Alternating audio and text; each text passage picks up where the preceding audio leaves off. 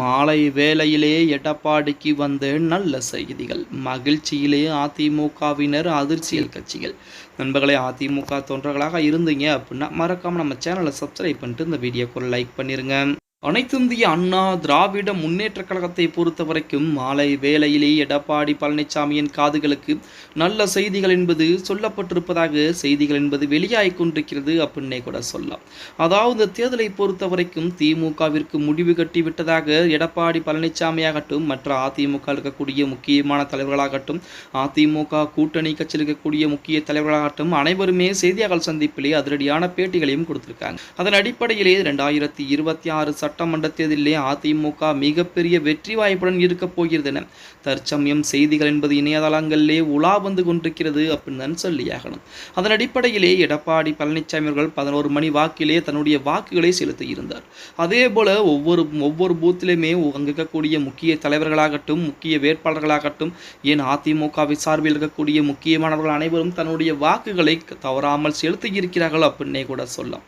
அதன் அடிப்படையிலே மாலை வேளையிலே எடப்பாடி பழனிசாமியின் காதுகளுக்கு நல்ல செய்திகள் என்பது சொல்லப்பட்டிருக்கு. அந்த நல்ல செய்திகளை பொறுத்த வரைக்கும் இந்த 2026 சட்டமன்ற தேர்தலில் இதுவரைக்கும் பதிவான வாக்குகளின் அடிப்படையில் கண்டிப்பாக அதிமுகவிற்கு அமோகமான வரவேற்பு என்பது இருந்திருக்கிறது.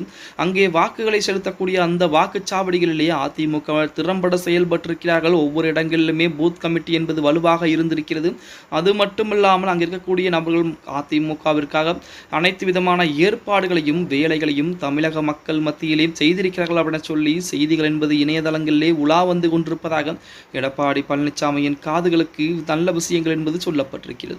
அது மட்டுமல்லாமல் மே 4ஆம் தேதி கண்டிப்பாக அதிமுகவுடைய ஆட்சி தான் தமிழகத்திலே இருக்க போகிறது என எடப்பாடி பழனிசாமியின் காதுகளுக்கு செய்திகள் என்பது சொல்லப்பட்டிருப்பதாக இணையதளங்களிலே தகவல் உலா வந்து கொண்டிருக்கூடிய இந்த வேளையிலே மக்களுடைய கருத்து என்னவாக இருக்க போகிறது என்பதை மே மாதம் 4ஆம் தேதி வரைக்கும் பொறுத்துதான் பார்க்க வேண்டும். இதுவரைக்கும் அந்த கருத்து கணிப்பு முடிவுகள் என்பது அதிமுக, திமுக போன்ற கட்சிகளுக்கு மாறி மாறி கருத்து கணிப்பு என்பது வந்து கொண்டது.